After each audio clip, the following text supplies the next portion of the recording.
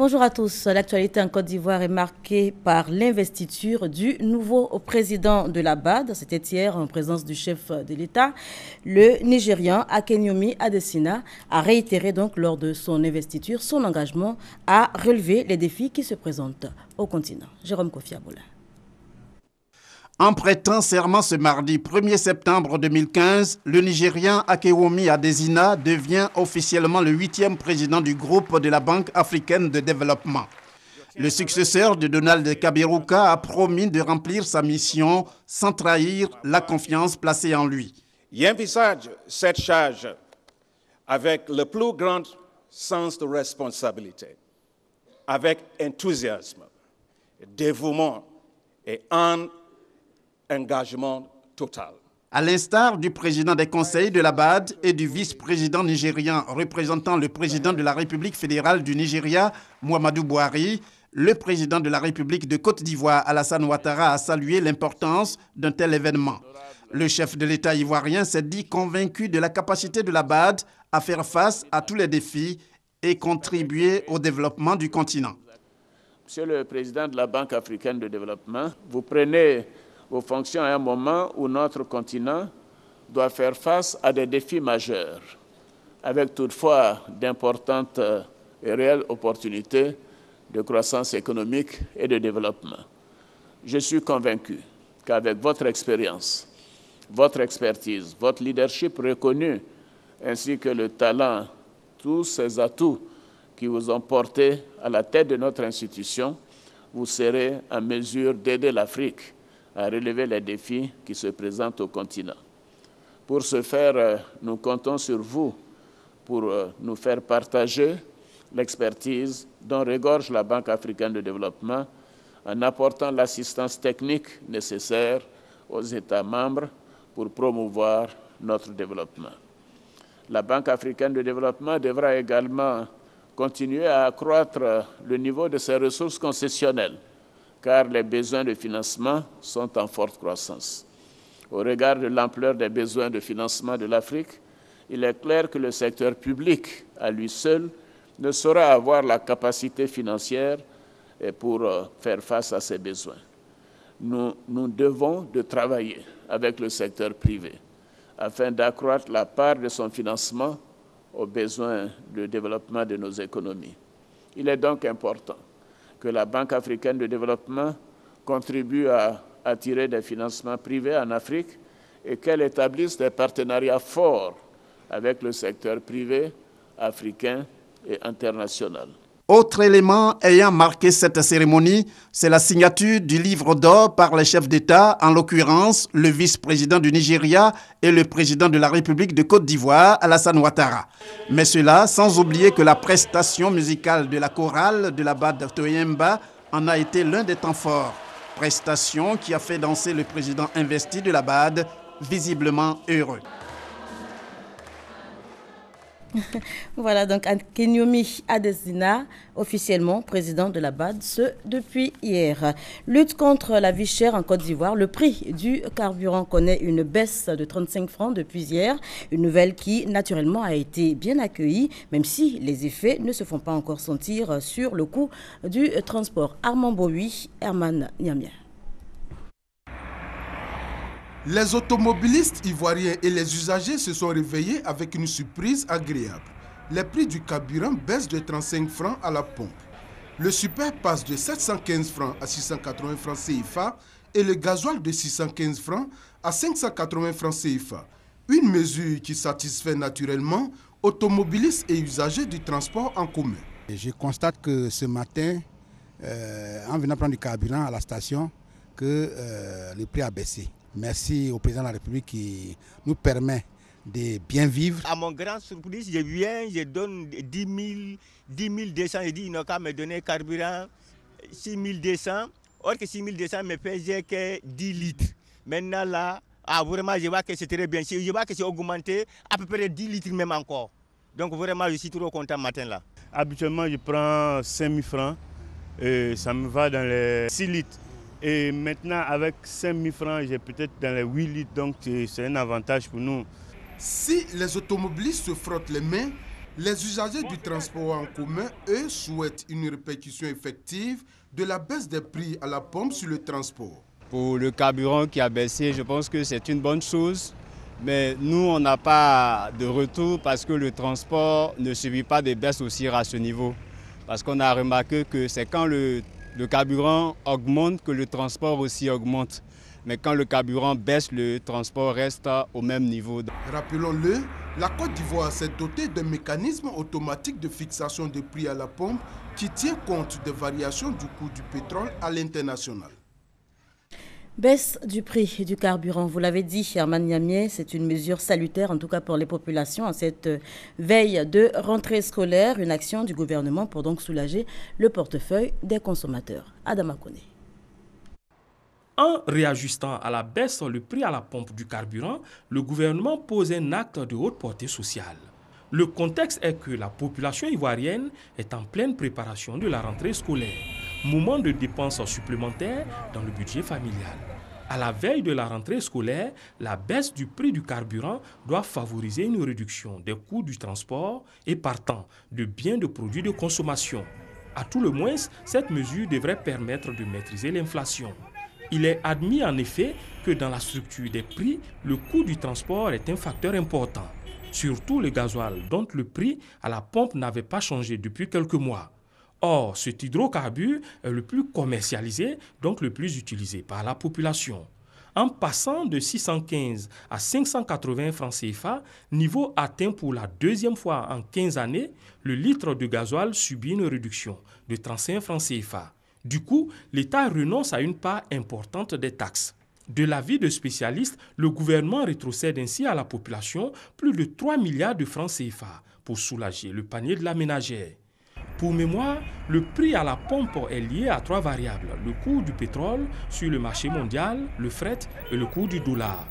Les analystes, du fait de la conjoncture actuelle, prévoient une baisse de 2 à 3 dollars d'ici la fin de l'année du prix du baril. Cependant, cette réduction sera contrebalancée par la montée du dollar.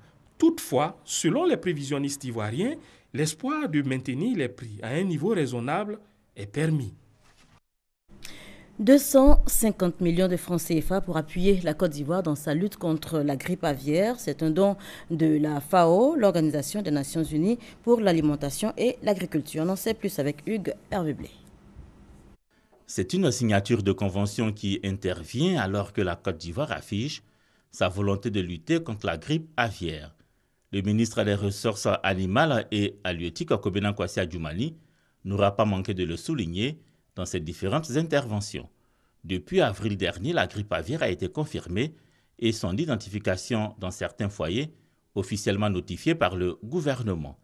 La FAO, déjà présente dans le cadre de la lutte contre ce virus, avec une équipe d'experts déployée pour prévenir et préparer la riposte contre cette maladie animale, renforce son appui à la Côte d'Ivoire. Cette signature de convention intervient alors que nous vivons un moment décisif dans la lutte contre la grippe aviaire dans notre pays. Avec la signature de cette convention, nous assistons à une nouvelle étape d'un partenariat fructueux au service de l'amélioration des moyens de lutte face aux menaces et dans les situations de crise. Le projet d'assistance d'urgence pour le contrôle des foyers de grippe aviaire, dont les documents ont été signés par la FAO et le ministère des Ressources animales et halieutiques, va coûter à la FAO 272 millions de francs CFA. Le nouveau projet aura donc pour impact la sauvegarde de la sécurité alimentaire et nutritionnelle de la population, l'accroissement de la résilience et la protection de la santé publique en veillant à ce que la maladie IHP soit contrôlée et sa propagation empêchée dans les zones indemnes de Côte d'Ivoire et des autres pays en Afrique de l'Ouest. L'État de Côte d'Ivoire qui a demandé et obtenu le soutien de la FAO pour lutter contre la grippe aviaire a bénéficié avec ce projet d'une contribution non moins importante à sa lutte systématique contre la circulation dans le pays du virus de la grippe aviaire.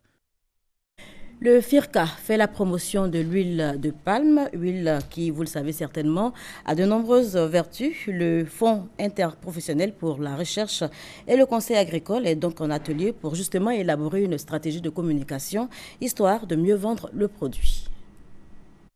Largement utilisée dans l'industrie agroalimentaire, l'huile de palme a mauvaise presse, surtout en Europe. Elle fait l'objet d'une véritable campagne de dénigrement systématique depuis quelques années. Il lui est reproché de contenir 50% de matières grasses saturées impropres à la consommation humaine. Il considère qu'elle contient des produits nocifs pour la santé, qui est source également de diabète et qui peut créer beaucoup de problèmes cardiovasculaires. Et qui plus est, c'est une huile, d'après eux, qui est produite par un arbre qui s'appelle le palmier à huile, dont la culture détruit la forêt et donc est un danger également pour l'environnement.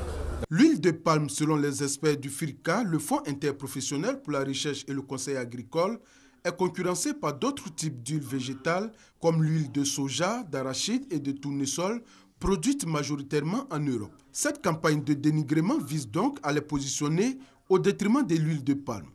En initiant cet atelier, le FIRCA veut élaborer une stratégie de communication pour réduire les effets néfastes des attaques contre l'huile de palme. Nous sommes aujourd'hui le deuxième pays producteur africain de l'huile de palme, le premier pays africain exportateur de l'huile de palme. C'est inconcevable que nous restons là à ne rien dire.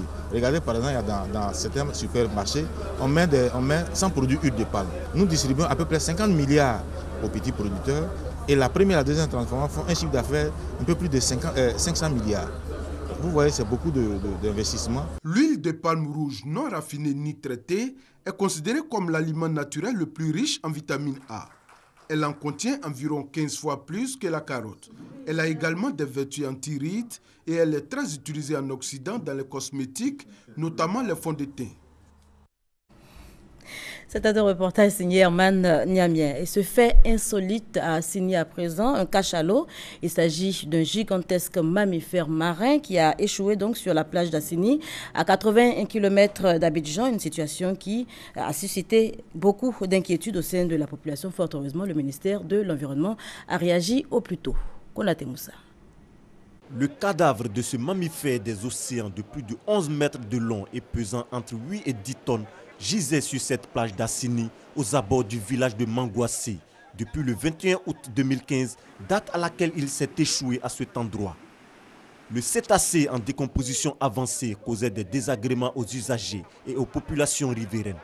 Ce lundi 31 août 2015, les équipes du Centre ivoirien anti-pollution CIAPOL se sont déployées pour l'opération d'enlèvement de ce géant des mers. Après plusieurs heures, l'opération s'est finalement achevée avec succès aux alentours de 21h30 ce même jour.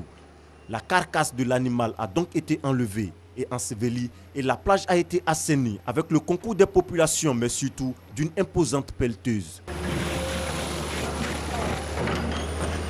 Nous avons creusé une fosse et nous avons mis la baleine dedans. Je pense que la population riveraine des plages d'Assini peut vaquer à leur occupation et respirer de l'air frais. Les riverains soulagés par cette opération d'enlèvement ont exprimé leur satisfaction. Ils sont contents parce qu'il y avait trop le dos là qui nous gênait. Le cachalot est une sorte de grande baleine à dents dont la taille en fait le plus grand carnivore du monde. Il peut peser jusqu'à 16 tonnes.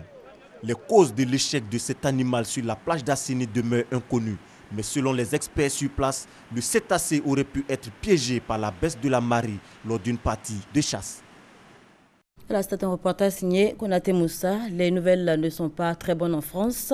Au moins 8 morts, dont 2 enfants, dans un incendie qui s'est déclaré au cœur de la nuit dans un quartier populaire du 18e arrondissement.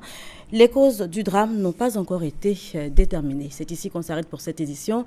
Merci de nous avoir suivis.